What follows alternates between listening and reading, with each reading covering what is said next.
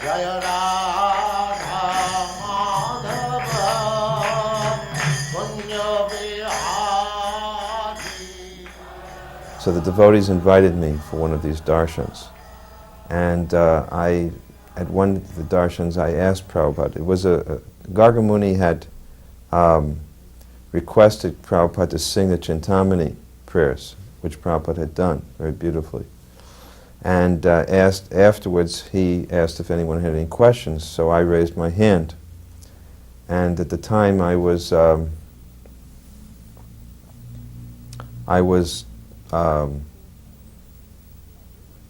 draft board was, a problem for every one of us at that age. So I was very concerned about whether or not I'd be drafted because America was at war in Vietnam. And so I asked Prabhupada to describe what the spiritual world was like. And he said to me, he looked back and he looked at me and he said, in the spiritual world, he said, the spiritual world is a place where there are no draft boards. Then he told a story. He said there was once a Christian minister who was preaching in England to coal miners. And he was describing the hell that awaited someone if they didn't accept the shelter of Jesus. And he said that hell is a terrible place, very, very dark, very dank and cold and wet. He said no one would want to go there. So all the coal miners were thinking, well, if that's hell, where are we? We're already in hell. It doesn't sound very fearful for us. This is where we live now. We're coal miners. So then the minister was trying to think of a way to convince them to begin worshiping Jesus. So then finally he said, in hell, there are no newspapers and there's no tea. And then they all said, oh, then we must worship Jesus. So Prabhupada said, so in the spiritual world, there are no draft boards. He said, is that all right? I said, yes. Everybody said, Jai. Well, the first time I met Prabhupada, I was living in Hawaii. And I was a hippie, and I was living out on the beach, meditating, reading the Bhagavad Gita, trying to understand the meaning of life. And as I was sitting there one day, meditating, a flyer flew by, and it said A.C. Bhaktivedanta Swami speaking at Sunset Point on the Bhagavad Gita. So I thought, this is amazing. I can hear an actual Indian Swami talk to me about the Bhagavad Gita, the book I'd been studying for like 2 years. And since I was 14, I was 16 at the time. And so I went there to the lecture, and Prabhupada sat there and he was talking, and he was sitting on just a slightly raised platform covered with a beautiful Indian rug. And there was only like maybe 5 or 6 devotees. I mean, it was very, very small. This was in 1969. And he finished talking and asked for questions. And I said, Swamiji, I've been reading the Bhagavad Gita, and I handed him mine. And I said, is this one okay? Because a lot of the content of the lecture was how you must read a bona fide Bhagavad Gita from a bona fide spiritual master, etc. So I handed him my book, and I said, is this one okay? And he said, well, come back to the temple and we'll talk. So I got in the back of this truck, and I remember sitting in the back of the truck. It was an open flatbed type truck with a couple of other people and devotees, and he was sitting in the front with a couple of other people.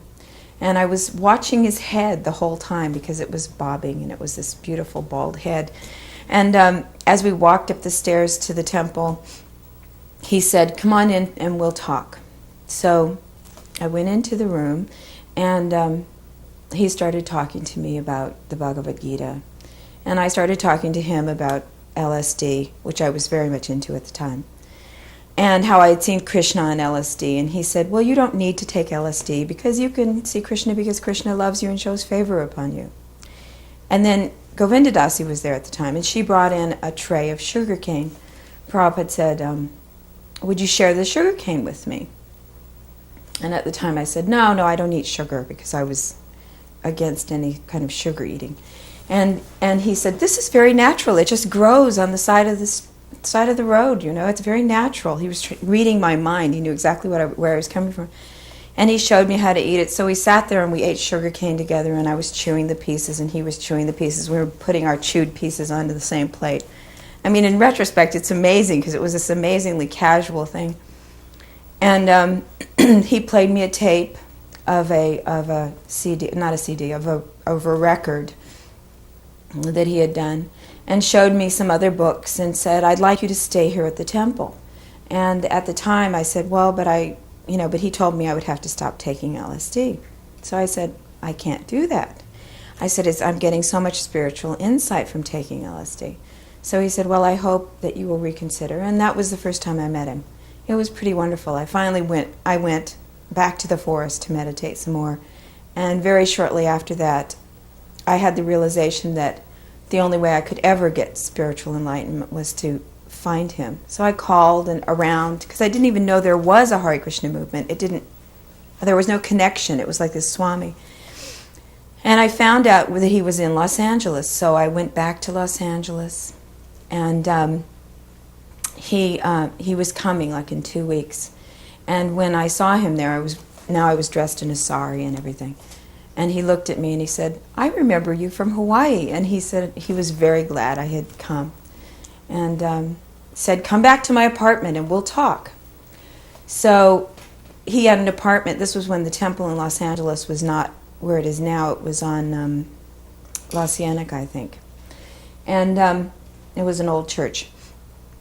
So I went back to his apartment and we talked, and he said to me, now you understand the difference between your Bhagavad Gita and my Bhagavad Gita? It was very cute. The Seattle temple was, Narayan was up there building an altar, and when it was built, right around that time, I remember Prabhupada gave a lecture one day in the evening, an evening class, and he mentioned a godbrother of his, he'd received a letter that a godbrother of his had just passed away. Don't remember, somebody else will know the name.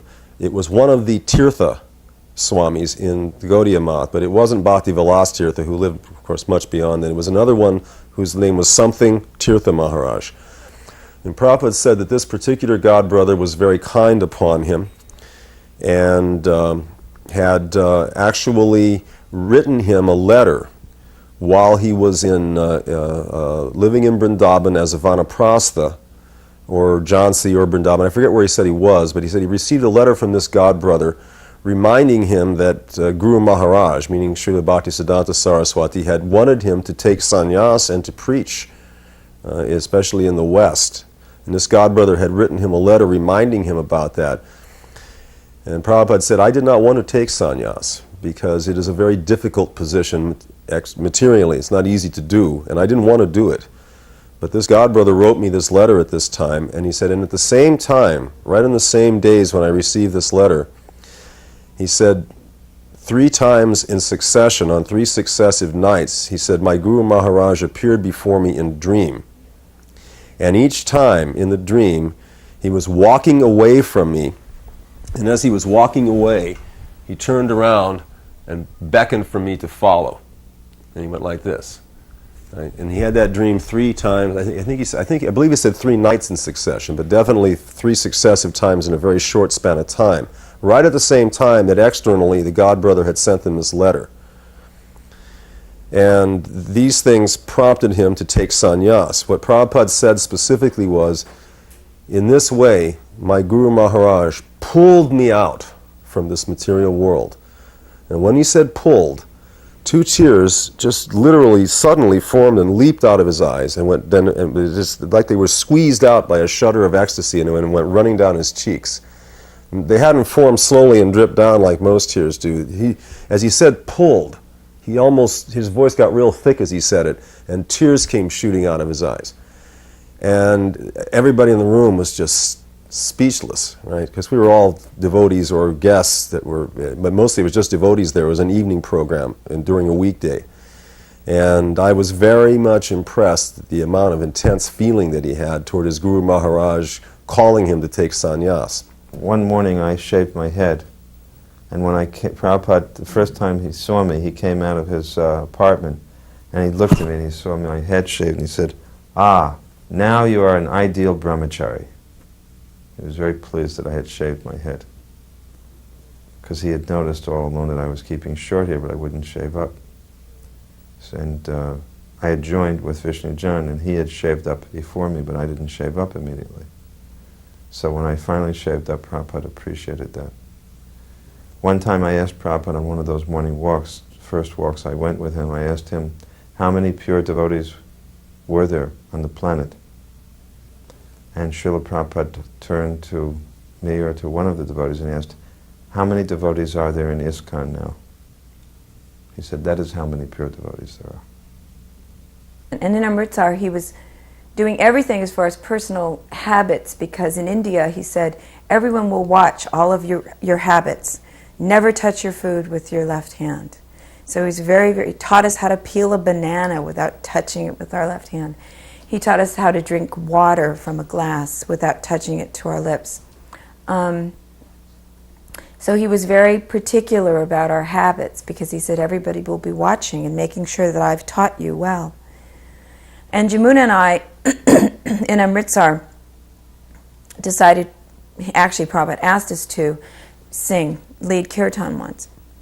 And we were singing not just Hare Krishna, a lot of varieties of prayers. And somebody in the audience, when we were finished, criticized our Sanskrit pronunciation. And Prabhupada fired back at them, said, you do not have 1/10 of the devotion of these women. How dare you criticize their Sanskrit? He was very, very angry. He had such a passionate personality. And so he was very protective all the time when we were in Amritsar. The first letter I wrote to Prabhupada was all about Sankirtan. I told him what the results of Sankirtan were. See, what happened was that Prabhupada told us, all the brahmacharis, to get jobs, because Jayananda was supporting the temple single-handedly, and Prabhupada said it wasn't fair. So he said all the brahmacharis should go out and get jobs. So, everybody did what they knew best. I remember Vishnu Jan, he decided that he was going to make flutes, bamboo flutes, and he used to stand on Haight Street, and he made all the flutes so that they played Hare Krishna. He would just stand out on Haight Street playing Hare Krishna all day. And he said he was a Brahmin. And he told me that I was a Sudra because I went to work for Kodak. See, Gurudas was working at Kodak, so Gurudas got me a job at Kodak, and it was a very, one of these high-tech jobs. I would get the film canister and break it in half. That was my job. Break the film canister, break the film canister. And then when they saw that I was really capable of doing that, they moved me up to a higher position where I would run the film through a heating elements, and it would be developed this way. And then I would get to bring it to Gurudas, who was in the darkroom developing. He got a bigger salary than I did. So you can imagine what this was like. But still it was yoga, and I felt it was yoga. I'd give the whole check to the temple, and every day I just looked forward to the lunch break. I'd immediately go out and have my little lunch, and I'd go out and with Gurudas and take lunch, and we'd have some kartals and do some kirtan. And it was the only thing that saved me, was that lunch break. But after a month or two of this, it was unbearable. Gargamuni went to Montreal and talked to Prabhupada, and Prabhupada said that if they don't want to do this, then let them go out on the street and chant on the streets. So we had an Istagosti, and we discussed this, and I volunteered that I would organize it, because I wanted to get out of that job. So I was very eager I was ready to do anything to get out of that job. While we were walking back one time, I remember I asked Srila Prabhupada, as we were walking side by side, I said, Srila Prabhupada, could I ask you this? This is not a judgmental question, because whatever you eat, I'll eat with you and feel like it's what I should be eating, and it's Mahaprasadam for me. But I don't think that the food that we're getting fed here is really being offered to Krishna. They have a Krishna deity in there, but you can't tell him from the other deities, and they don't make any discrimination. And how should we view eating like this? And Prabhupada looked at me and he said, now I'm putting this out now because I feel like some of these things, at least they should be on record, even though, well, I'll tell you what happened. He said, actually, he said, everything is prasadam. And so a Vaishnava, if he takes anything, he simply takes it as the mercy of the Lord. Right? But we prefer to eat what is offered to Radha and Krishna. But otherwise we understand everything to be the mercy of Krishna. He said, but do not preach like this, he said. And I said, why is that? And he said, because the new devotees, they will take food simply as sense enjoyment unless they offer it first. And so we do not want to confuse them. And that, as I thought about it, I was smiling on the way back because I was thought that's the difference between how an Uttama Adhikari sees things and when he comes down to the level of a Madhyama Adhikari to preach. It was the first time I saw a clear-cut example of that, which I saw many times later on, as I saw how Prabhupada had his priorities and like that. But that was the first time. So we did about $12 the first day, and I thought this. I went back to the temple. Gargamuni had a little shop, and I said, Gargamuni, we did $12. And he said, wow. He said, I'm going to give up my shop. This is big. This has huge potential. He was ready to give up his shop.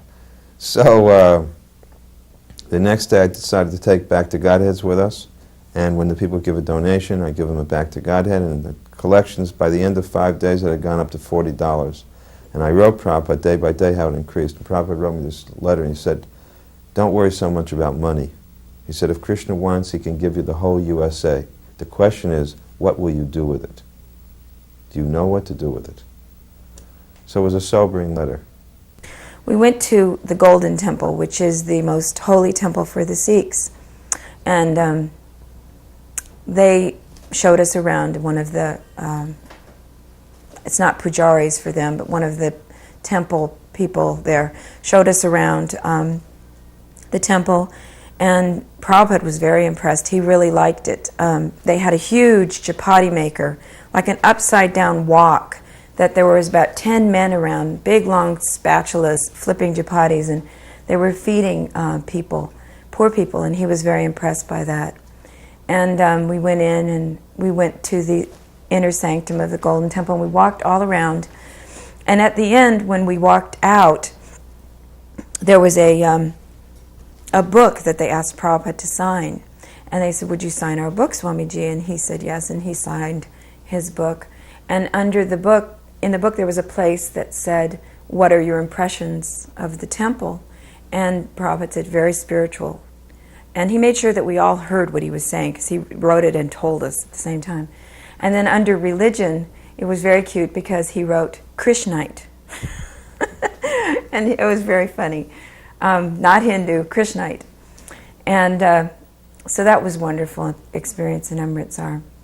Prabhupada was very pleased with this Harinam party. He decided when he left San Francisco to open a temple in Seattle, Gargamuni and Upendra had gone there, but Prabhupada decided that the Sankirtan party should go with him. And at that point, Jayananda went to Prabhupada and asked Prabhupada, Srila Prabhupada, well, again, it was Swamiji at the time, he said, Swamiji, you know, I'd like to travel with the Sankirtan party. And Prabhupada said, but you are the president. And he said, I think this is more important.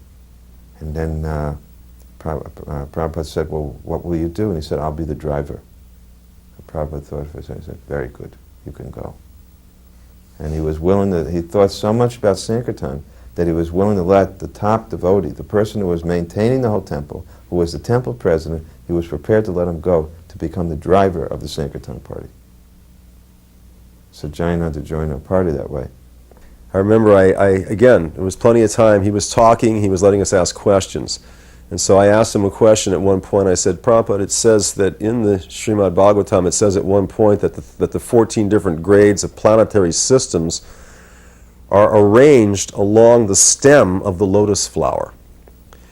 And I said, I had always envisioned that they would be from Brahma Loka, and there's a lotus flower stem that comes down to the navel of the, which one is that? That's the Garbhodakashayi Vishnu, the second Vishnu, Garbhodakashayi Vishnu. He's supposed to be in each universe, it's supposed to be filled halfway with water, and then from his navel it says that a lotus stem comes, and on top of the lotus is Brahma Loka. And that the rest of the planetary systems are arranged, it says, along the stem of the lotus flower. I said, I had always envisioned them like we put them in pictures, we put them out in space kind of around Brahma Loka, but here it says that they're along the stem of the lotus flower. I said, how can that be?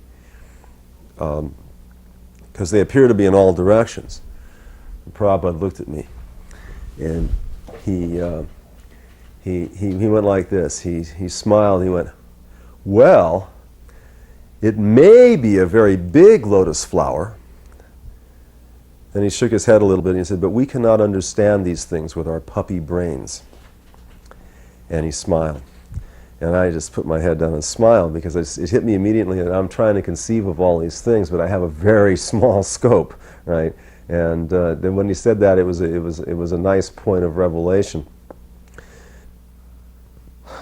When the operation was going on, they gave this anesthetic. You know, they anesthetize you. And I remember I was meditating on Radha Ras Bihari and the Arti. I was just meditating on it, and they said count down from 10 down.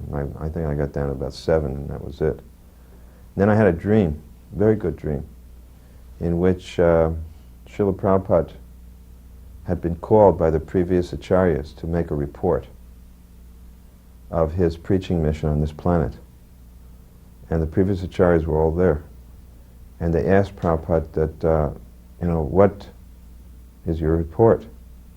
And Prabhupada said that he had studied the people of this planet and he had found that they had no capacity for taking any type of austerity, nor were they very capable of studying, and they were not very pious.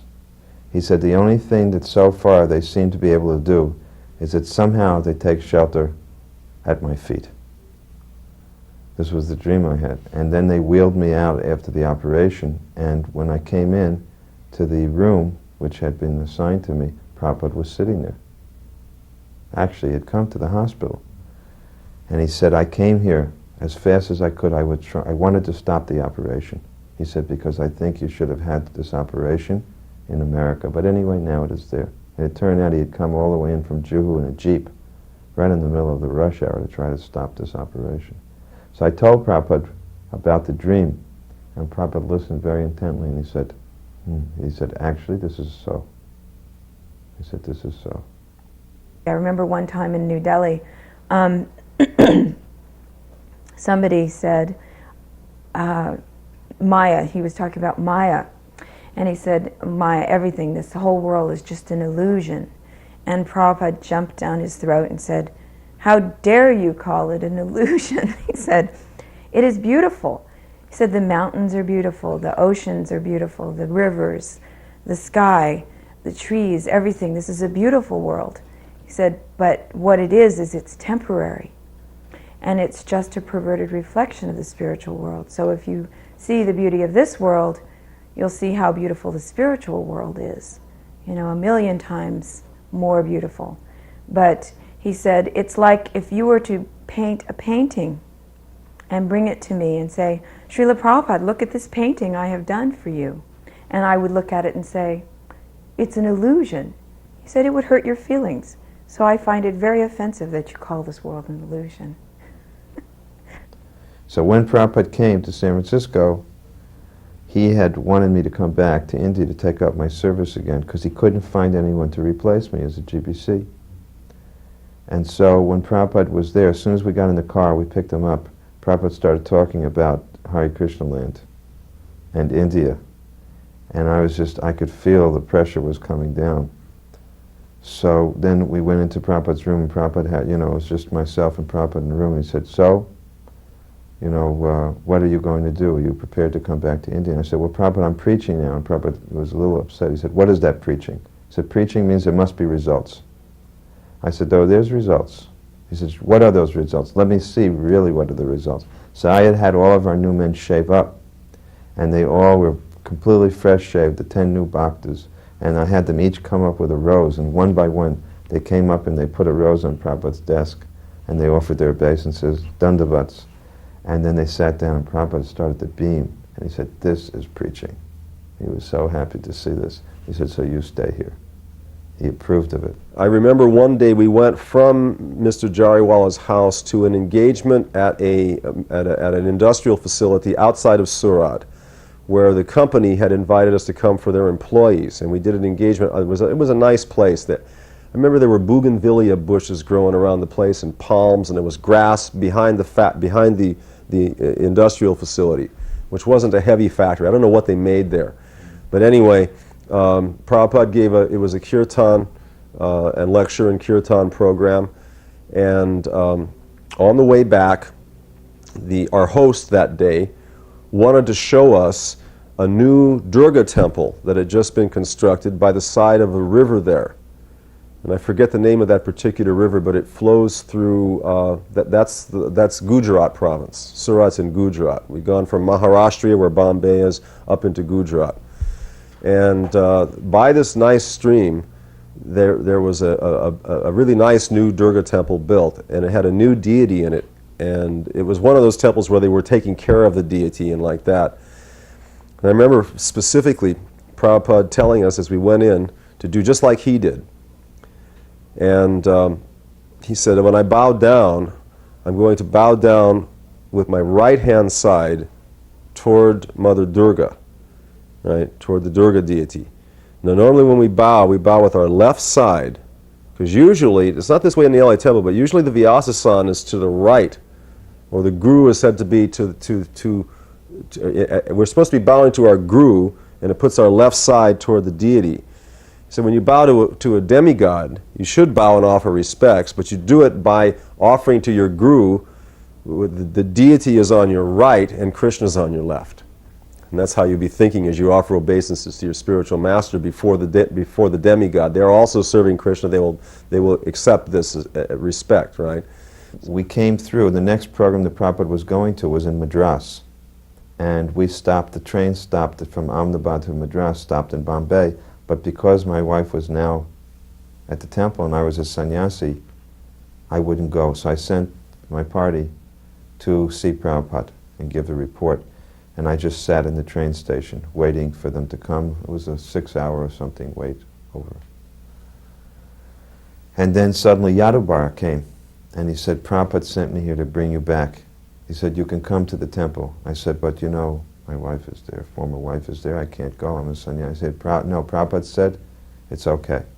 So as soon as I came into the room and I offered my obeisance, Prabhupada said, the temple is a neutral ground. He said, it is neutral. You can be here at the same time, there's no harm. And then he asked everyone to leave the room, which was quite unusual, I thought. Because Prabhupada didn't generally do that. He asked everyone to leave the room and he beckoned me over to the table and he said, now tell me, give me your report. So I gave them a report, and he was so happy about this preaching report, because I had just been a sannyasi. This was his first preaching assignment he'd given me.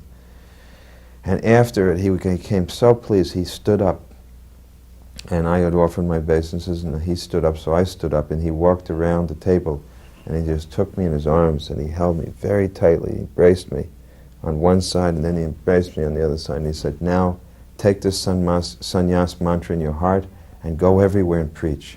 He said, Kirtananda is a sannyasi, Brahmananda is a sannyasi, and you're a sannyasi. Now I can retire peacefully and translate. Go and preach. And I was just, my whole body was so transformed, I felt by Prabhupada's touch, because it was very rare that Prabhupada would use his body so much like that and it was a real, I really felt surcharged by that, empowered by that. And then I went back to the train and we went to Madras. I remember another time Prabhupada said, this was in Bombay, there was a Indian gentleman who came in, and we used to sit with Prabhupada a lot. The schedule would be that we would have after morning service, and when we were first in India, the Mangala Artik was in his room. So the little deities that we traveled with were just set up in his room, and we would go in his room, and he would sometimes do the service. And after Mangala Artik, he would talk to us on the Bhagavatam and the Bhagavad Gita. And then after that, he would have darshan, which is people coming to visit him. And we did this everywhere, like in Amritsar, all throughout India, wherever we went, this would be the schedule. And in Bombay, this man came into him and he said, he prostrated himself in front of him and he said, Prabhupada, Swamiji, he said, you will save me, you can enlighten me. And Prabhupada looked him squarely in the eye and said, I cannot enlighten you. I can teach you how you can enlighten yourself, but you have to do the work yourself. So he was not one to say that, just by his association you would be enlightened. You had to work at it. It would take effort. It was about July, I believe, July of 70, and I was in Paris. Prabhupada had sent me to Europe to organize our temples in London and Paris and Hamburg. At that time there was no GBC, but he put me in charge to coordinate the temples there. So I was in Paris and I suddenly got a telegram. Your letter, 26th July, come Los Angeles immediately. I was on a plane that same day. And I just detached myself and I got on a plane and went to Los Angeles. So that was quite a time, because it was the time of, our four sannyasis in our society there was some difficulty in their understanding of how the movement was to be run. So Prabhupada was very, very disturbed, because he had detected that there had been some poison which had come in terms of belittling his position, which had come from some of his godbrothers in India. So I came in the evening, and then the next morning Prabhupada called me, having heard I had come, and he called me and he was very grave. And he looked very shriveled almost. And he looked up to me, and he just had a little spotlight on his table, desk lamp. He looked up and he said, "Have they told you?" And I said, "Yes, Prabhupada." He said, "Can you take me out of here?" I said, "Yes, Prabhupada." He said, "Where will you take me?" So I thought, and I said, "Well, I could take you to Florida." I said, "It's not far enough." I said, "I could take you to Europe." He said, "The poison has spread there as well." And I said, "Then where do you want to go?" I said, "I want to go to India." I think that Prabhupada had the ability to accomplish many, many purposes by each one of his actions. Later on, Prabhupada told me in 1977, he said, Prabhupada was laying in his bed in Krishna Balaram Temple, and we were reminiscing. He said, "Remember when you took me from Los Angeles?"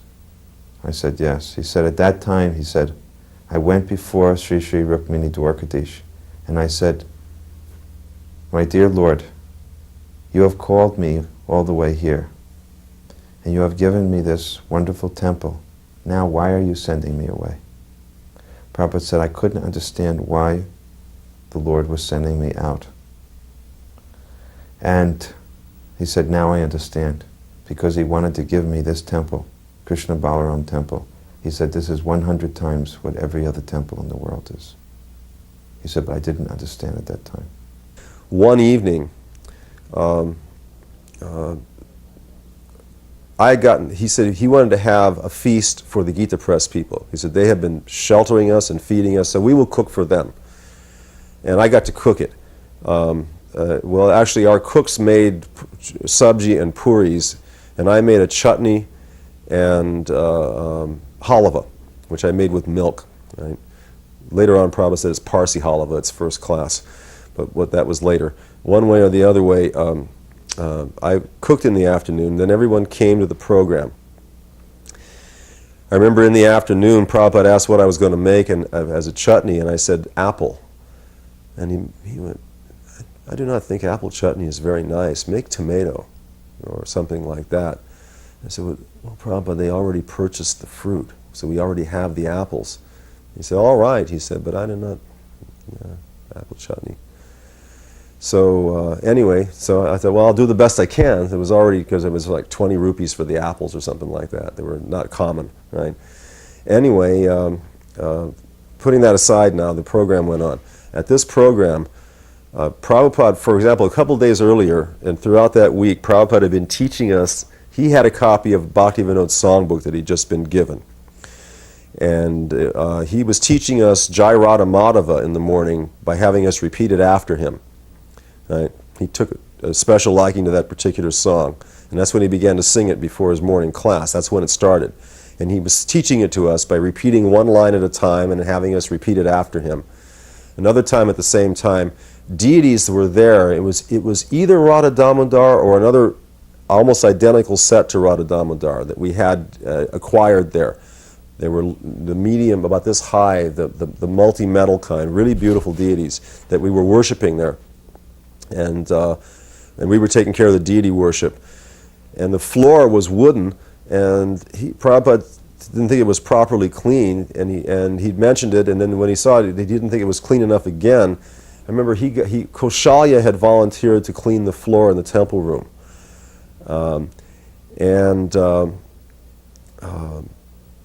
Prabhupada said, well, okay, this is how you do it. You're not doing it properly. Do it like this. And Prabhupada pulled his dhoti up and got down on his hands and knees. And he had a pot of water, right, and another pot. He said, get 2 pots, right? One for dirty water, one for clean water. And he took a rag and he put it in one pot of water. He got down, he scrubbed the floor, right? Then he went to the other pot and he wringed it. Then he wringed it out into that, and then he rinsed it, and then he put it in fresh water and put it back down, wring it out, and then he went back down and mopped up what he'd done. He said, in this way you will keep one that is clean and one that gets dirtier, and always rinse the rag and then soak up the dirt. That way you'll pick up the dirt rather than just moving it around. But he spent like 2 or 3 minutes down on his hands and knees scrubbing the floor in front of the deities. I remember that was a nice thing to see him do. He didn't hesitate to do it at all. He got right down and showed Kaushalya exactly how he wanted it done. Bhaktisiddhanta Saraswati Thakur's, I think it was Appearance Day. So I told Prabhupada that, Srila Prabhupada, can we celebrate this in the evening? Because then we'll have a lot of guests. Prabhupada said, no. It must be celebrated at noon. So it was on a Friday. I said, Friday evening, we can fill up the temple. He said, no, it must be at noon. So we celebrated it in the room, in Prabhupada's room. Prabhupada had a little room. This is La Cienega Boulevard Temple, L.A. Prabhupada had a side room next to the big temple room. So Prabhupada did all of the prayers and spoke about his Guru Maharaj. Then he said to me, how is the feast going? So I said, I'll take a look. It was about 10:30. So I went in. Nothing was done. There was no preparation. So I went back and I said, what is going on here? I started screaming at them. They said, well, you told us it was going to be Friday night. I said, Prabhupada wanted it at noon, maybe it was my mistake. I might not have conveyed the message in any case. So I went back to Prabhupada and he said, so, how is it going? And I said, there's nothing done. Prabhupada just looked at me. Didn't say a word. Got up, walked out of his room, through the temple, through the prasadam hall, and into the kitchen. He immediately told the devotees, get this done, cut this vegetable, this. He cooked a feast in 1 hour for at least 70 devotees. Personally cooked the whole feast, at least 12 preparations, within 1 hour's time. And he always told me, I always remember this, Prabhupada always said, deity worship is 1 hour's business, cooking is 1 hour's business. Cooked the whole feast in 1 hour. And I remember one of the best things I remember about it was the way Prabhupada made the puris that day. Because every puri puffed up. He put in the puri in the hot ghee, and he would just touch it. And it was like he would touch them. I remember they would blow a little and he would touch them, even sometimes with his finger. They're just perfect puris. Then the feast was offered, and it was brought out of Prabhupada's room after. It was given to Prabhupada, the whole Maha plate. Within about 3 minutes afterwards, it came out practically untouched. And we were all eating this big feast, and we saw Prabhupada didn't eat, and Prabhupada was very upset. But he still cooked the whole feast for his Guru Maharaj. He was determined that it must be, and he told him it must be offered by 12. But he was very disturbed. In Surat, the whole town laid out the red carpet for Prabhupada. People would string saris across the buildings, from building to shade the pathway when we would do Sankirtan. Everyone would hang out the windows and throw flowers and rice. And people would come up to us by the hundreds and giving us garlands, and they would pile up, so you'd have to start taking them off because there would be so many. And Prabhupada for hours tirelessly would see hundreds of people, and he'd pass out these little candies to them. Surat was really, really magical. Prabhupada used to speak tirelessly. We would go to various programs. Prabhupada, by that time, had known that, because we talked a lot, he knew that I had memorized the Isopanishad and was able to sing it because I'd sung it for him before. So we went to this village outside of Surat once, and he asked me to sing the Isopanishad. So I stood up and I sang. I was very nervous. I mean, I was only at the time I was only 18 by that time. So I'm singing this, all the verses. I've memorized all of them and I'm singing them. And Prabhupada was always treating us like his children. So when I finished, he was beaming like a proud father. And he called me over and put my head in his lap. And he patted my back and rubbed my head. And he said he was so proud. And I mean, it was like one of those magical moments where I'll never forget it, because he was very warm, very affectionate. The first meeting we had with the whole group of members of Dinapan, the top chairman down, they all came and very formally they presented their cards to Prabhupada. I think this story is told in the Lilamrita. They all presented their cards and then they left, and Prabhupada was left with one, the number 7 man to just show us off at the end. It was like a whole ceremony. It was like a tea ceremony, but we drank water. They drank tea. They were on one side of the big oak desk, and we were on the other. So Prabhupada had a word with the man before we went to the limousine, and he asked the man, "What is, your goal?" And of course, Prabhupada had been given these calling cards by each of them. My name is so and so. My name is so and so. So that man took all the cards and put them in a row, up from down, and he was number 7. When Prabhupada asked him what his goal in life was, he took the card number 7 and he went like this. And Prabhupada shook his head and laughed, and then he really, started to preach to this man about the nature of life and how temporary it was, and that was not the purpose of life. So Prabhupada was a real transcendental negotiator.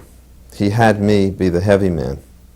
And Dinapan would give a price, and I would say it's impossible, and I'd give this ridiculously low price, and they would just practically start crying. It was so ridiculous, the price. And that we would get into a big argument, and Prabhupada would just sit there in a neutral position, and finally he would act as if he was the arbitrator.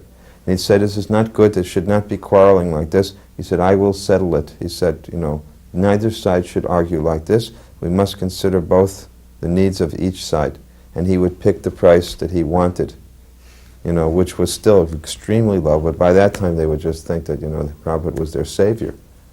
And in this way we went through all of the prices of each book, and Prabhupada got very low contract prices. And he was very proud that he had been able to get $60,000 worth of business with $5,000 down payment. He said, they have so much trust and faith in my writing.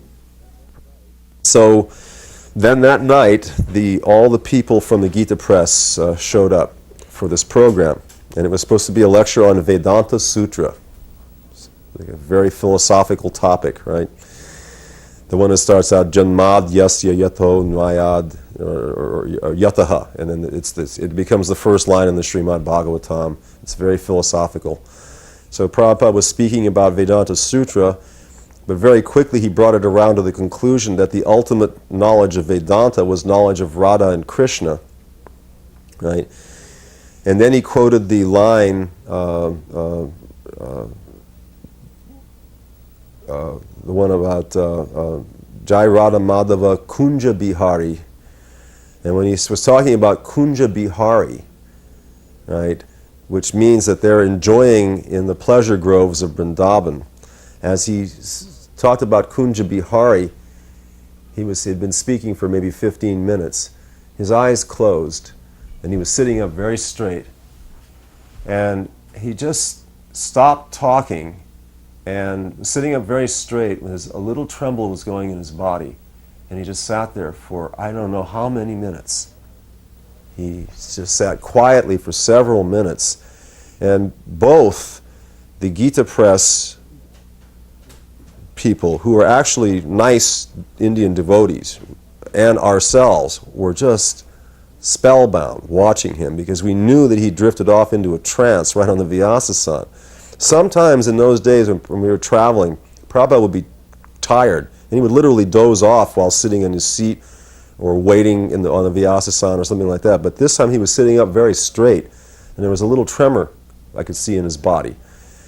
And after several minutes, while we just sat, you could hear a pin drop in the room. Nobody said anything, nobody moved, everybody just was watching him. After a few minutes, he opened his eyes, and he said, "So this song is very nice. You should all learn to sing this song." And he got up off the Vyasasana and went into his room, and that was the end of the lecture. In London, of course, that was another interesting negotiation. Prabhupada told us, I got to London in September of 1969, and by that time Prabhupada was getting ready to get the place in Bury Place, 7 Bury Place. And what is a temple without deities? So Prabhupada gave us the instruction that you have to install Radha Krishna deities. But he didn't order the deities, and we didn't have any deities. He just said, such and such, December so-and-so was the date of the opening, and you have to have Radha Krishna deities. So we, started to go. It was like trying to find a needle in a haystack. How are you supposed to find Radha and Krishna in London? We just started to ask anyone and everyone. It was like a national alarm. Anyone knowing the whereabouts of Radha and Krishna, please phone such and such number. And that was the number of Mukunda's wife, Janaki. So, it went, week after week went by, and Prabhupada would call us and say, "Where are the deities?" And we said, we don't know where Radha and Krishna are. Prabhupada said, "You have to have deities." So finally, miraculously, when we were practically giving up, we get this phone call. Janaki gets a phone call. Someone says, "We have Radha Krishna deities." So immediately she informed Mukunda, and Mukunda and I went down to this man's house. And the man took us into his study, and he said, "I have some Radha Krishna marble deities. Would you like to look at them?" So, would we like to look at them? We were ready to jump out of our skins, practically. Sure, we wanted to look at them.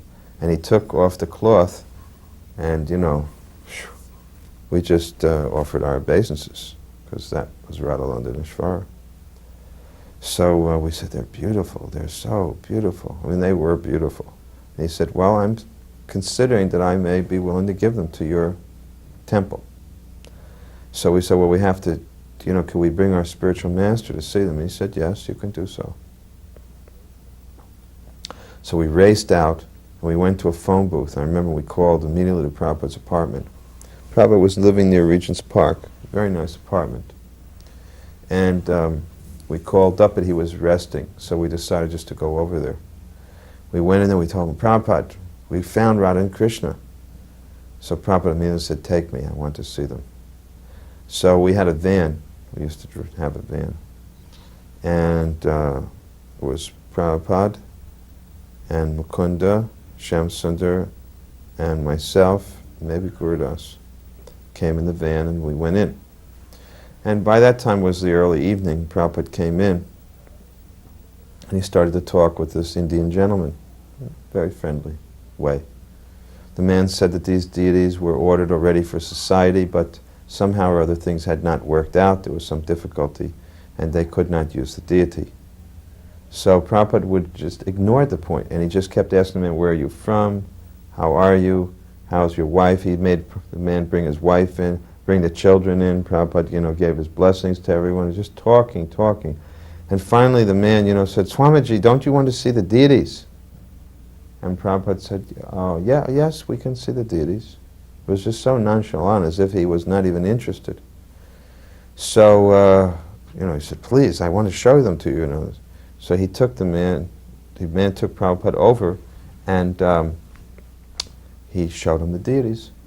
And Prabhupada looked and said, And he just turned around and walked and sat back on the sofa.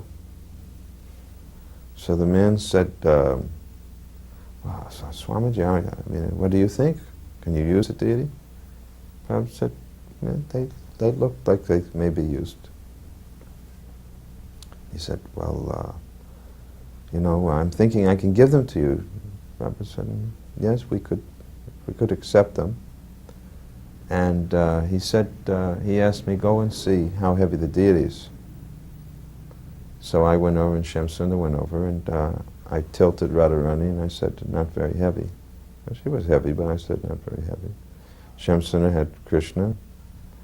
Prabhupada said, all right, we'll take them now. He said, pick them up, and then the man said, wait, Swamiji, wait a moment. I think maybe he had an idea of recovering some of the cost. I don't know what he had an idea. He said, wait. And he said, no, there's no problem. It's not heavy. These are American boys. They're very strong. And we carried the deities out, and the man was just protesting, Swamiji, went 1 minute. And we walked right out to the van and brought Radha Krishna, put them in, and Prabhupada sat down in the seat next to the driver's seat.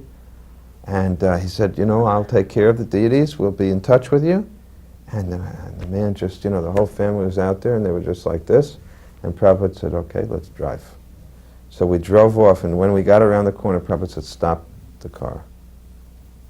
And then we stopped the van, and Prabhupada said, take the cloth off the deities. We took the deities, and then Prabhupada just started to offer prayers. There were tears in his eyes, and he started to sing the prayers from Brahma Samhita. And he said, Krishna has now appeared in London. And Prabhupada, I talked the Pujari of Govindaji's temple, I talked him into giving Prabhupada a house on the temple grounds.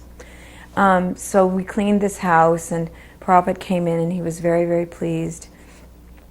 And one day, while this pandal was going on, I went into Prabhupada. This is a sweet story, because I said, Prabhupada, it's kite flying season. There's kites in the sky. The sky is just covered with kites. And he said, are you going to go fly kites today? I said, no, I wasn't thinking of it.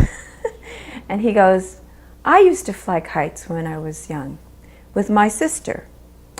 And he said, and her kite would always fly higher than mine. And he said it would make me so angry, because my sister's kite was always going to fly higher than mine. So he said, one day I decided I would cheat. And I got up on the roof, and I started flying my kite from there. So my kite was flying higher than my sister's, Pishima. And then he says, but then she started chanting, Govinda, Govinda, help me. And her kite flew higher than mine.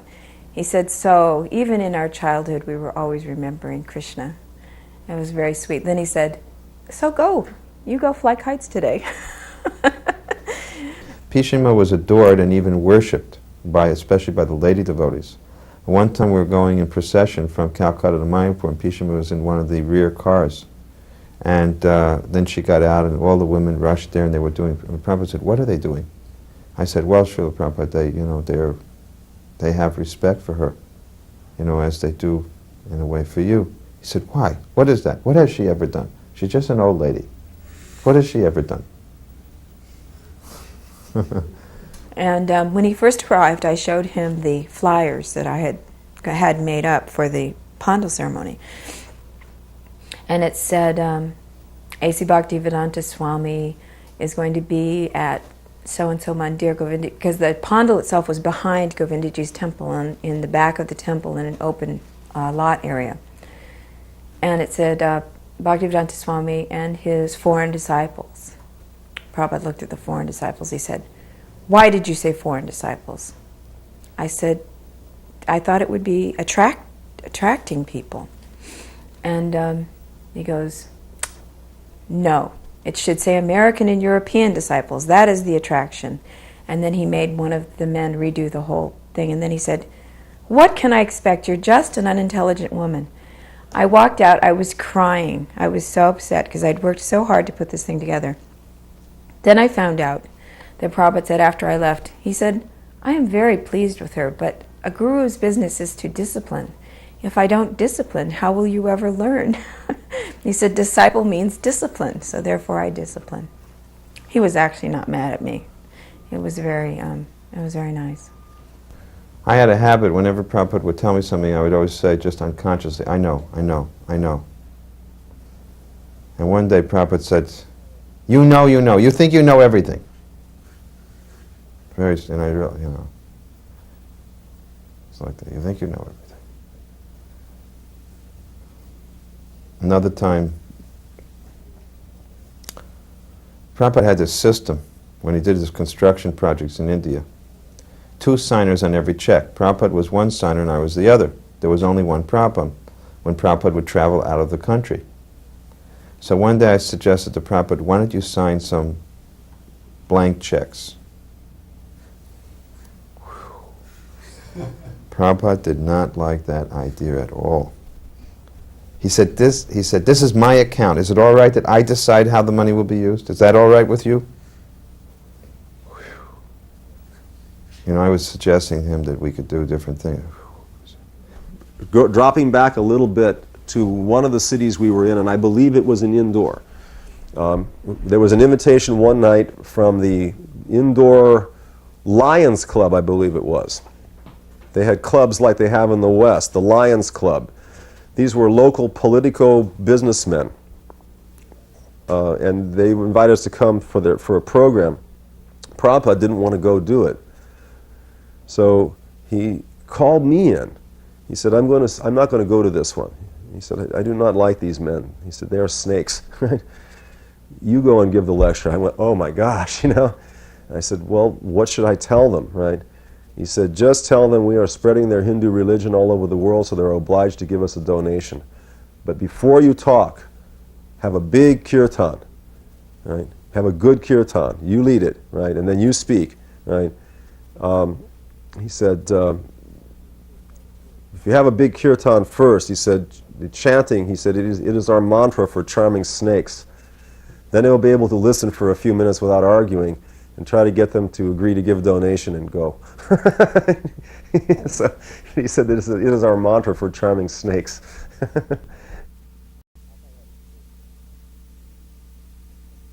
Prabhupada had a system of keys, you know, for keeping his...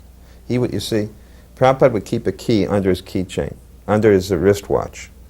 This was the key to wherever his belongings were kept. His valuables were kept.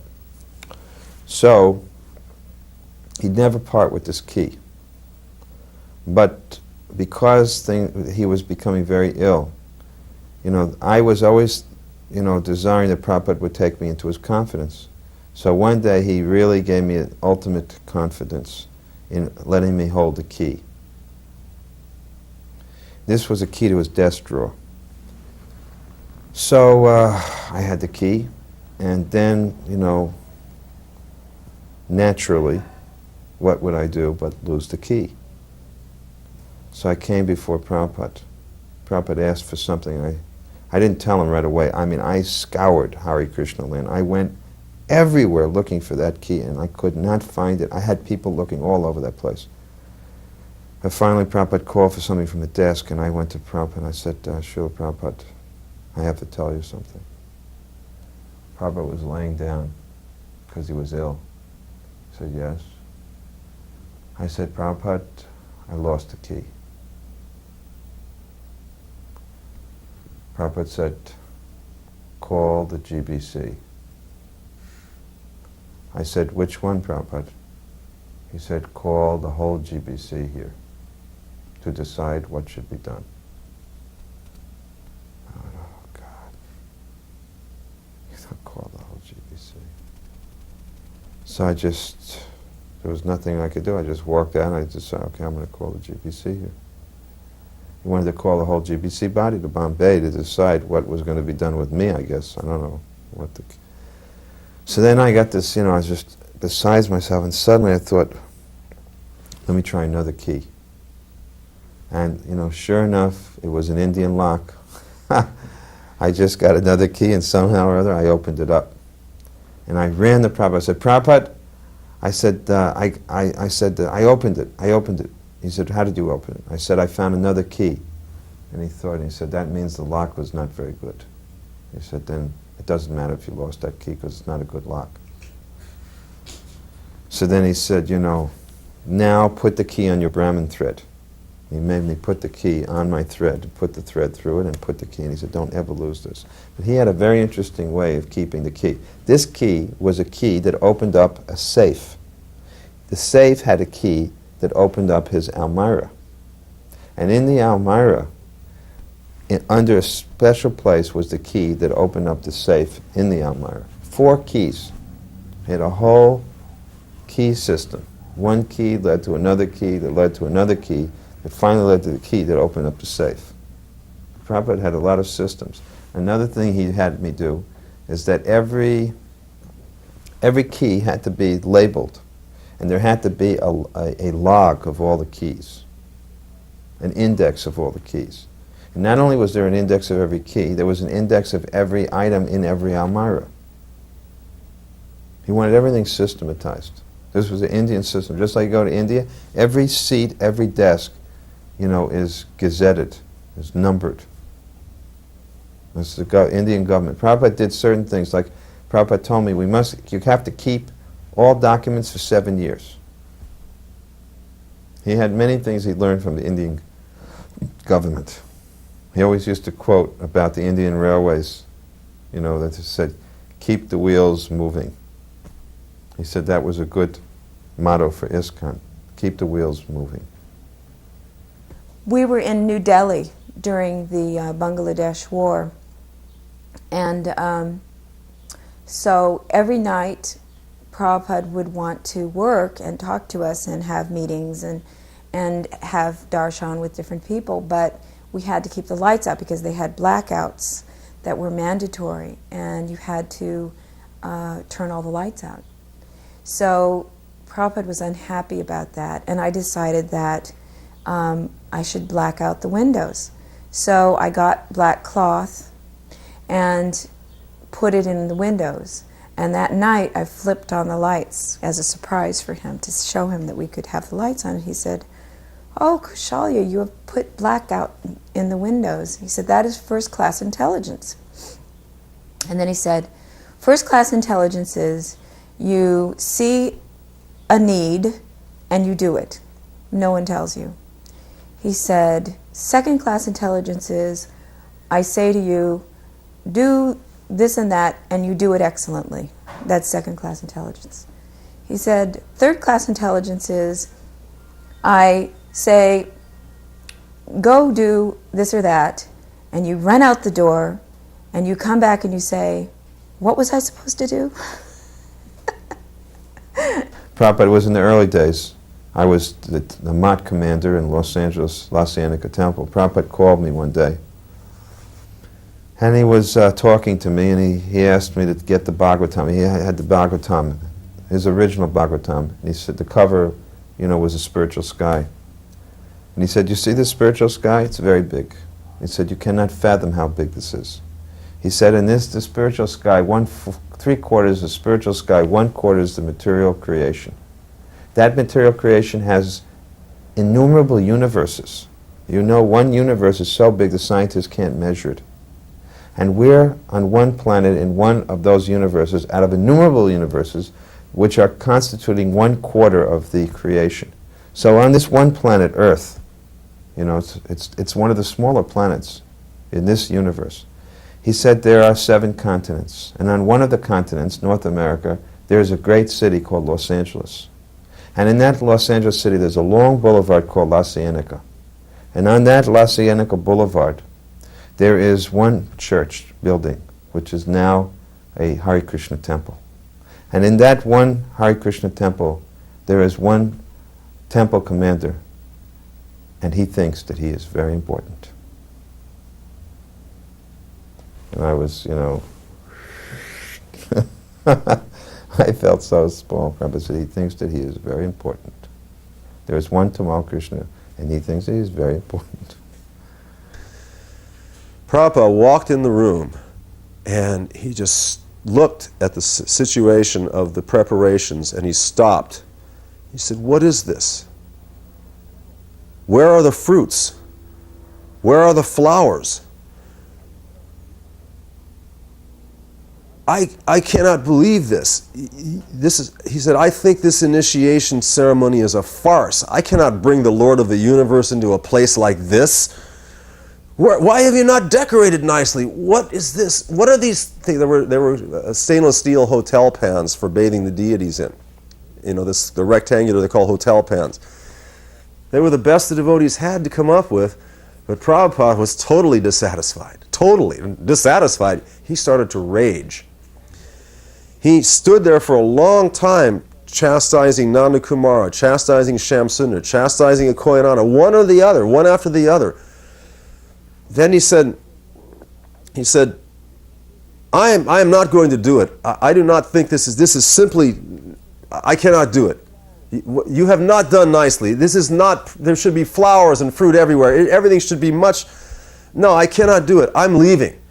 Then he stopped.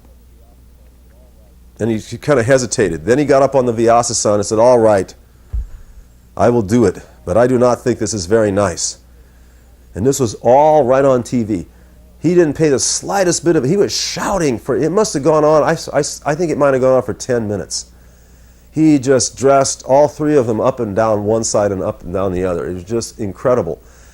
And I was shaking. I was thinking, boy, I'm lucky that I wasn't in charge of any of the arrangements. Then he said, all right. So there was a kirtan, and then he said, all right, Revatinandana Maharaj, you do the fire sacrifice. Now, Pradyumna was there, and I had assumed that he was going to do the fire sacrifice because he always did them, right, when he was there.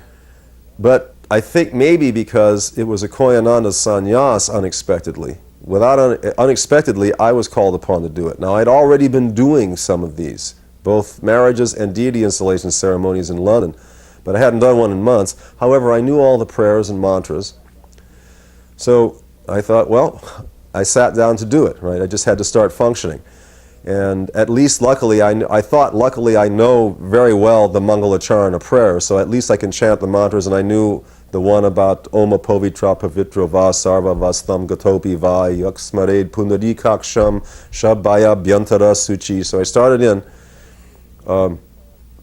and as I started doing the Bande Ham Shri Guru Shri Juta, having everybody repeat it, every time I would break syllables in the words.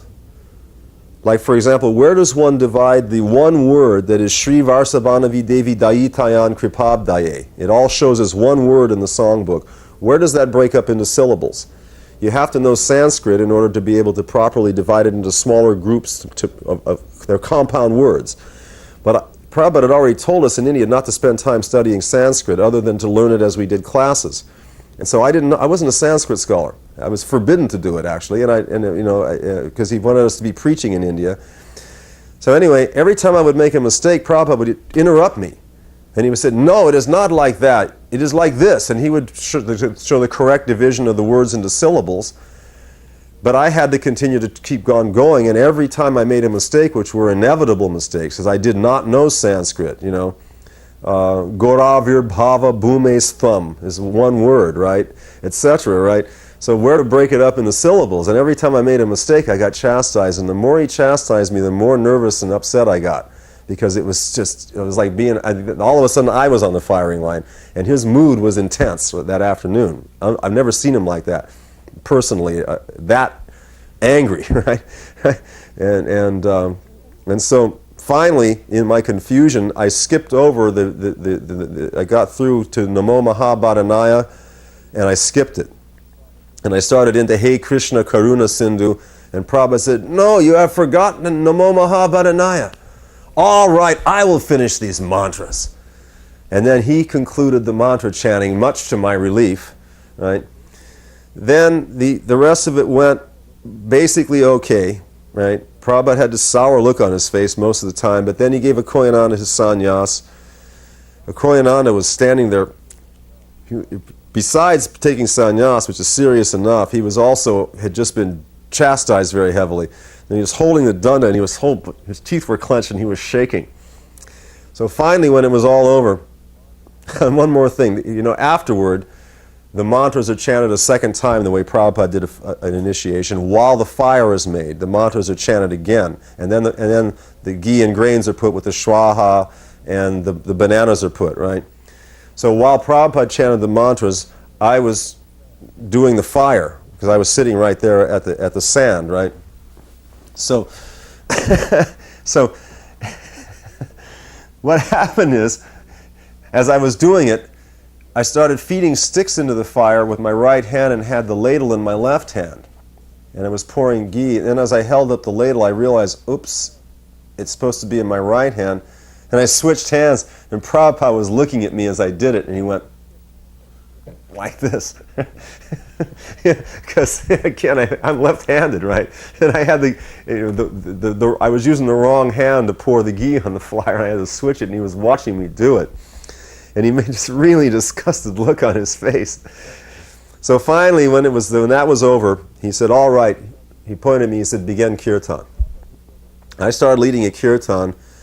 Prabhupada looked over to Koinana, who was still standing there like this.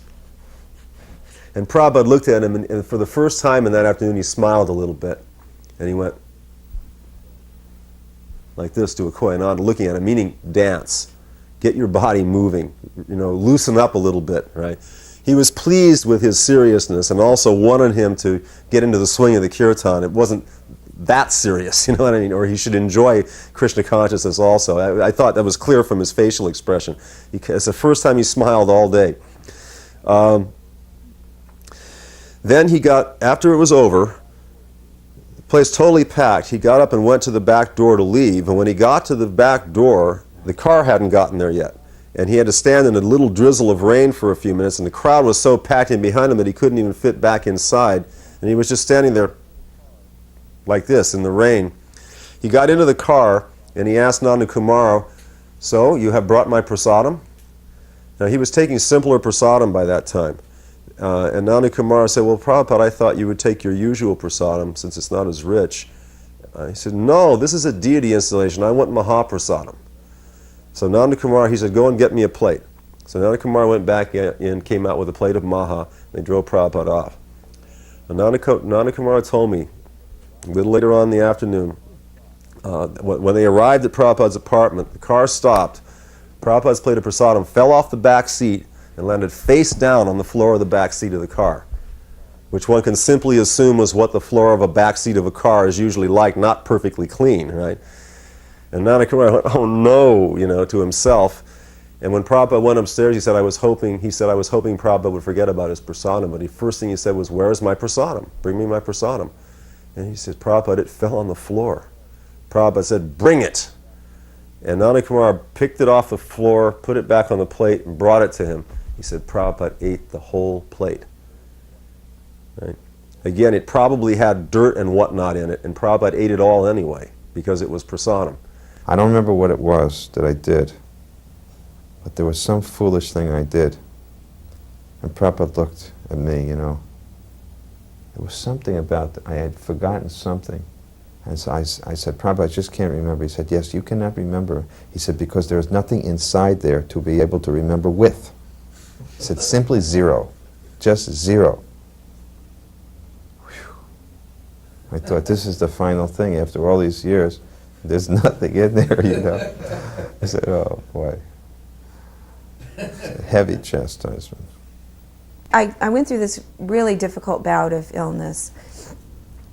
Then I came back, I went to Delhi and I got better, and we traveled some more, and I ended up back in Calcutta like maybe 2 years later or something with hepatitis.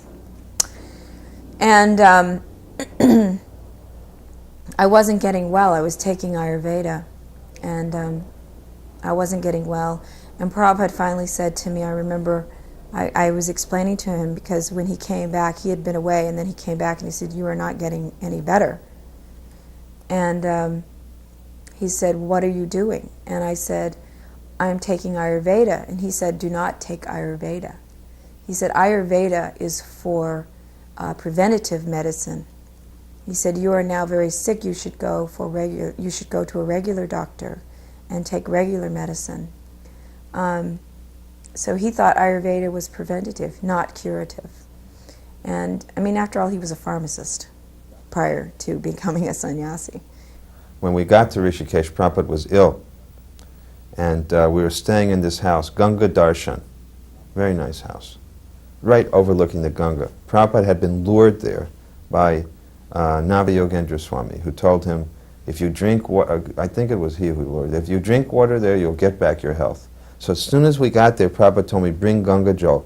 And I immediately put on my gumption. I dove off the second story of the building, because it was overlooking the Ganga, and I dove into the Ganga. from the second floor. Prabhupada was getting his massage, and I went out with a lota and came back, swam back with the lota, brought it up, and Prabhupada right in the middle of the, and he was not eating well at this time. It was the last months. He immediately took a full, glass of water, and a big belch came out afterwards, and Prabhupada said, accept it. And he smiled, and he was very pleased with that. I was standing there dripping wet, and he accepted. So then he immediately ordered, go out and get kachoris. Kachoris and jalebis. There was one shop very famous for making jalebis and kachoris in Rishikesh. And Prabhupada said, this hot jalebis is a remedy, cure for sore throat. He said, now it is a little cold, we must get hot jalebis. So we ate hot jalebis, and he said, this is, whenever you have sore throat, you eat hot jalebis. But must be made fresh hot. And another time, Prabhupada gave me the cure for, it was a very nice cure, isn't it? Jalebis, if they're made nicely, are so tasty, and that's how you get better. Another cure he gave me was when you have dysentery. Hot puris and salt. The puris must be cooked in ghee. They must be right off the fire with salt. And sure enough, I had this dysentery. I took hot puris and salt, immediately cured, like a cork. Another interesting time was when we were in Calcutta. Prabhupada showed us where he used to live, where his childhood home. And he talked a lot about his father and how his father showed him how to do a Rath Yatra and how he used to have small childhood Rath Yatra festivals. And his father, I think, was a very important influence to him. He really loved his father. He talked about him with a lot of reverence and love and respect. So that was wonderful, seeing where he grew up. His son was there, Vrindavan Chandra, and Vrindavan Chandra and myself were with Prabhupada. And Prabhupada started to remember his grihastha life. And then he started to say, he said, my wife was your mother. He said, your mother. He was telling his son, your mother was very good, very chaste, very devoted. He said, one could not ask for a better wife. He said, it was I. He said, I was not very easy. And he started to cry. He said, she was so good. And it was like he exhibited all of these apparently human qualities, and as a sannyasi. And he said, I should not say this. He said, I should not say it. But I could see it was just a way of healing any possible feeling which that his son might have had towards him for having left the family and taken sannyas. And it wasn't acting, but he was very soft. His heart was so soft. I liked moments like this where, there were very extraordinary moments where it's so different than what normally Prabhupada showed in his official position. But they were so special and charming. He said, Ribati, you're into philosophy. You know what Prabhupada said the other day? I said, what? He said, Prabhupada said that sometimes even after going back to Godhead, a soul could fall again. And I said, are you sure? Because I knew a lot of Bhagavad Gita, and there's a couple of verses in the Gita where Krishna says, having returned to my transcendental abode, one never returns to this world of miseries, etc. There's several verses. I think there's 3 different verses that mention never returns if one completes the business, right? So he said, well, you can ask him yourself, but I'll guarantee you that's what he said. So when I got a chance to go into Prabhupada's room, it was after he woke up from a nap. And Nana had just put a garland on him, and there were several devotees in the room. And I asked if I could ask a question, and he said yes. And I said, is it true that just recently you've been talking about how sometimes even having gone back to Godhead, a soul sometimes falls again into the material energy? And Prabhupada said yes. And I said, well, how does that relate with what the Gita says when it says never? And Prabhupada smiled a little bit, and he said, actually, he said, never means practically never. Okay, that's what he said. Never means practically never. And he smiled a little bit, kind of a wise, meditative smile. And he said, because really we are eternally the same. So marginal means that there is that capacity to turn away or turn toward. So sometime it might happen. Of course, generally a soul does not fall. And even if he does, he probably wouldn't do it again, but it is not inconceivable. right? That's what he said. Again, it relates to the same issue, because some people say that souls never fall away in the first place, or they fall from somewhere else besides Krishna's association. Well, this was definitely about being back to Godhead, as it describes it in the Bhagavad Gita, back to Krishna's abode. So those are some relevant points that I thought might be interesting to record. About book distribution, Prabhupada said big books are more important than softbacks. He said hardback is more important than softback. He was very firm about this point. Give out big books. He wanted more big books distributed. He always said that. And he really liked the Radha Damodar party. He said the main thing he liked about the Radha Damodar party, he said, you have understood a very important point, that in the Kali Yuga, people don't come to the temple. You have to bring the temple to the people. That this was the whole idea about book distribution. Go out to the people. I had lived in India for almost 4 years, and I finally went back to America, partly because of my health and partly because of my husband. And it was a weird situation because I had been so involved in Krishna consciousness in India, which is so different than Krishna consciousness in the United States, at least at that time.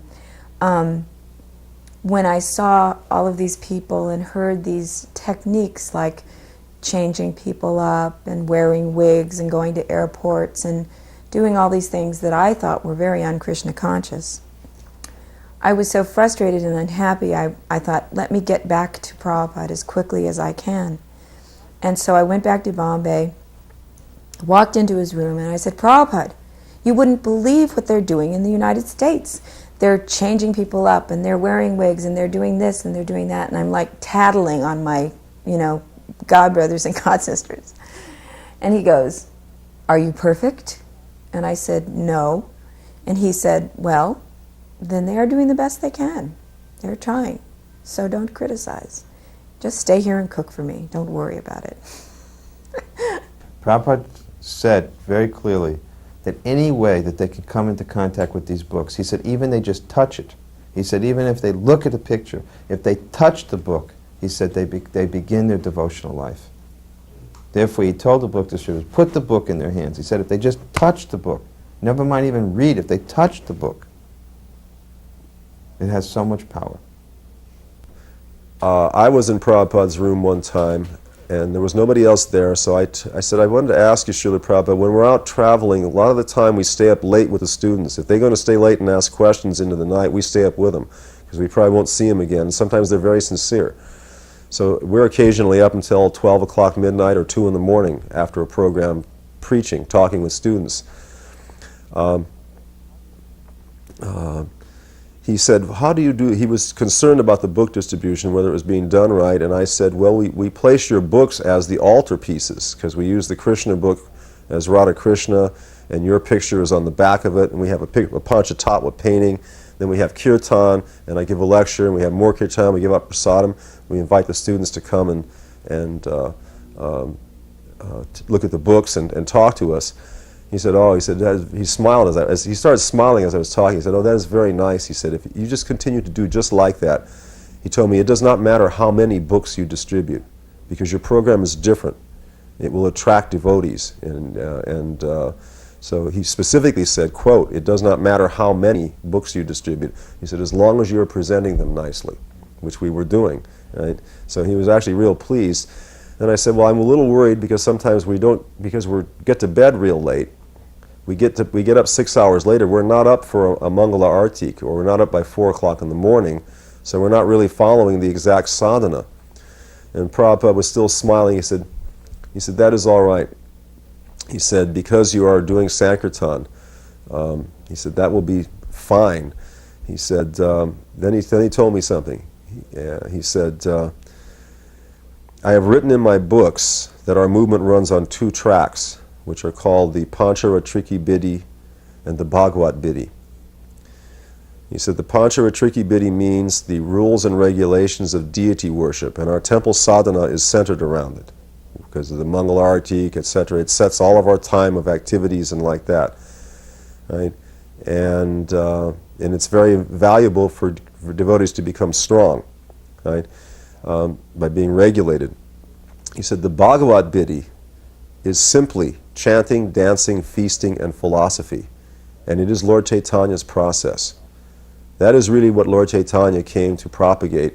He said after, when he instructed the Goswamis to write, they produced books which, he said they added some modes of worship from the previous age mode of worship, which was deity worship, in order to make the process appear more Vedic to the Smarta Brahmin community in India, who were otherwise criticizing Lord Chaitanya, that we do not find this in the Vedas.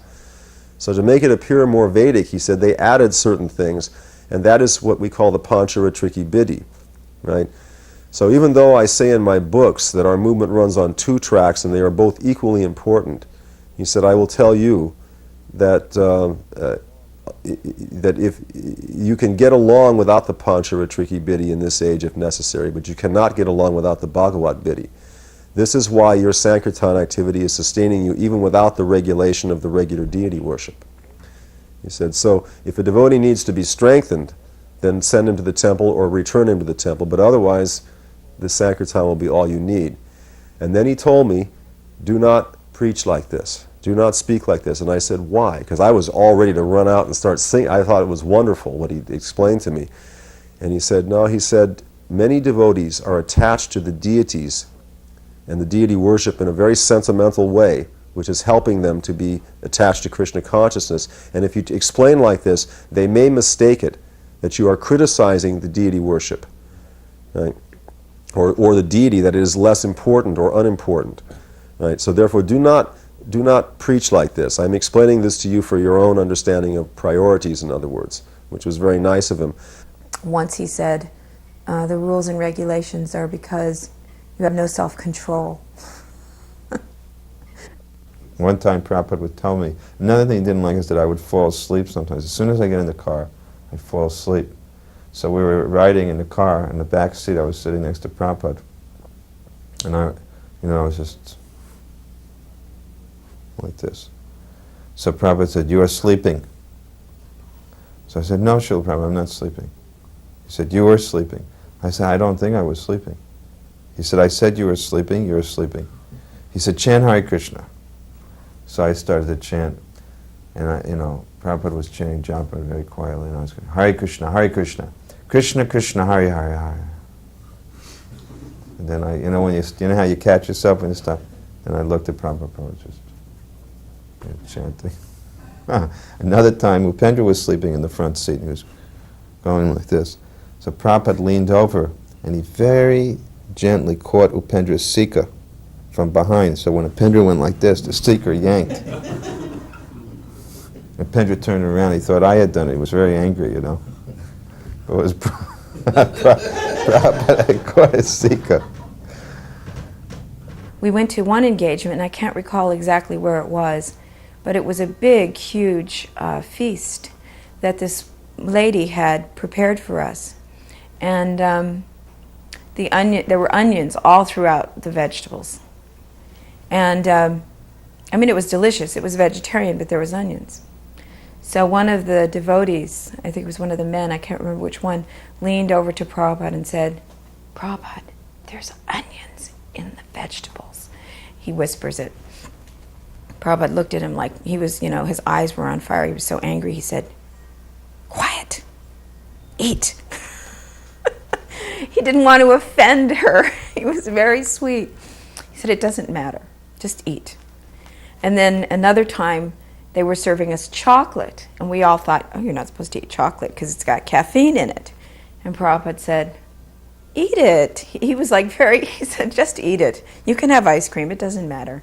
So he was casual in some ways and strict in other ways. But I think that his principle was he didn't want to offend our hosts more than being a stickler for the rules and regulations. And that was more of a concern to him, I think, than the fact that there was onions in the vegetables. He didn't care. And he ate it and complimented her on her cooking. So it was a great example. So Prabhupada had a very big appetite. He really relished prasadam. And he would take at least 45, 50 minutes to take prasadam. And he would eat alone. And he would chew and chew with his eyes closed. Chewing, chewing, chewing. And just really relishing prasad. When we went to India, of course, we got to eat with Prabhupada regularly because we would be invited. Prabhupada said, this is preaching. He said, we make members by eating. He said, very good preaching. Because in Surat, when we went to Surat in Gujarat, he made a condition that he would only take prasadam if the person would become the life member. So we got 30 days invitation. He made 30 members. He said, this is preaching. Then all the devotees would sit together. Prabhupada would be at the head on their little chowkis, and we would all sit and take prasad. So it was very nice. We got trained to take prasadam with Prabhupada. After Jaipur, Prabhupada, the Maharaja of Jaipur had decided to give us a property that was behind Govindaji's temple. And so Prabhupada didn't think, me being a woman, I could manage things on my own. So he left Devananda there to work with me, and another Indian brahmachari that I can't think of his name right now. But anyway, to make a long story short, they backed out on their offer, which is why we don't have a temple in Jaipur, but they were originally going to give us an actual old palace. And then they backed out on their offer after Prabhupada left. So we came back to Mayapur, and the rumor mill had been running hot and heavy that Devananda and I had had an affair. So I was very, very upset about it. And I wanted to just shave my head and live in an ashram. There was one of Prabhupada's godbrothers had an ashram just outside of Mayapur, and so I went into him and I said, Prabhupada, I can't take it. I just want to shave my head and live in the forest, and I don't want to have to, suffer all this criticism and all these rumors and stuff. And he said to me, why are you complaining? He said, look what I have to take. You think you have to take so much? He said, Kaushalya, you are looking for a calm sea, and you will not find it here.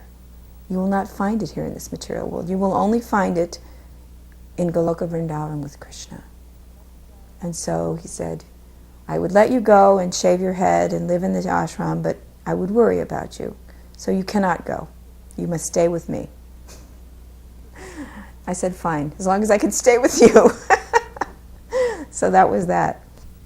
Prabhupada was in a room in London, Bury Place, and he was appreciating the service of Jamuna Devi.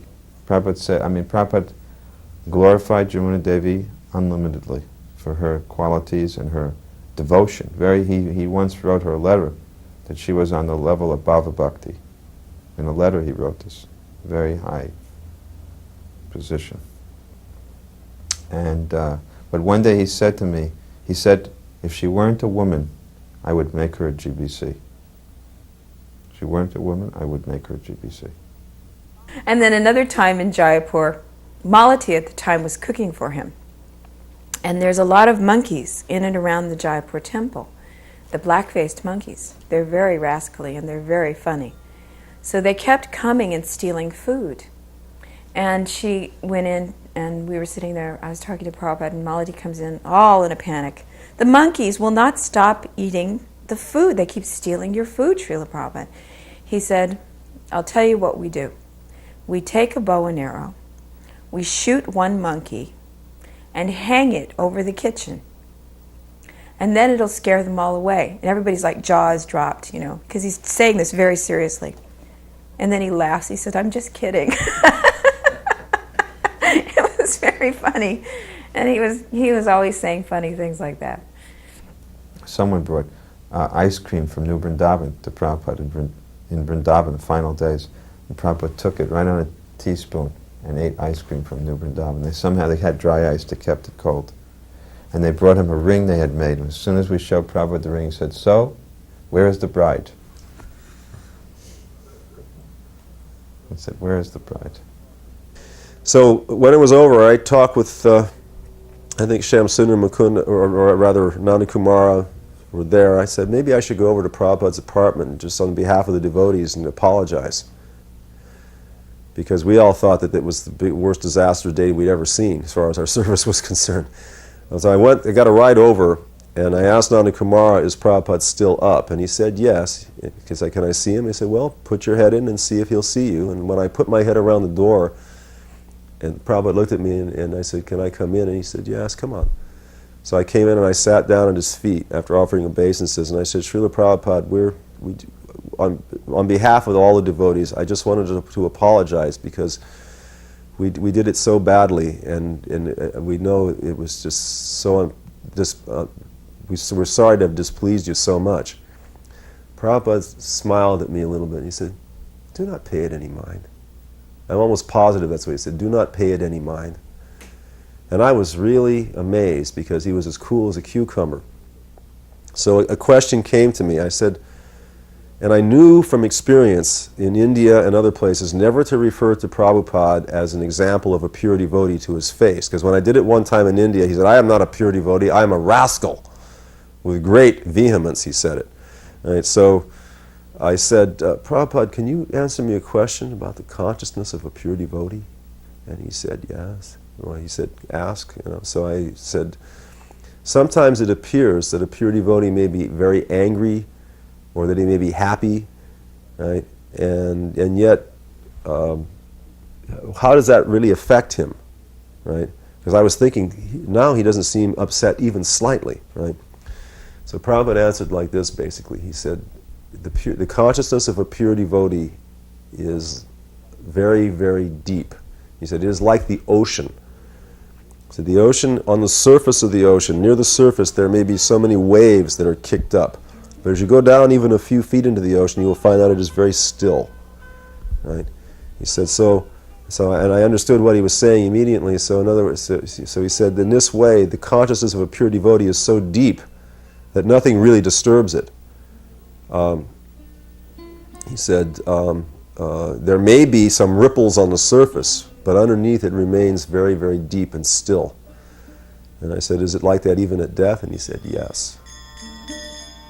Krishna Kirtana Gana Tana Pano Premamritam Manidhi Dhira Dhira Jana Priyau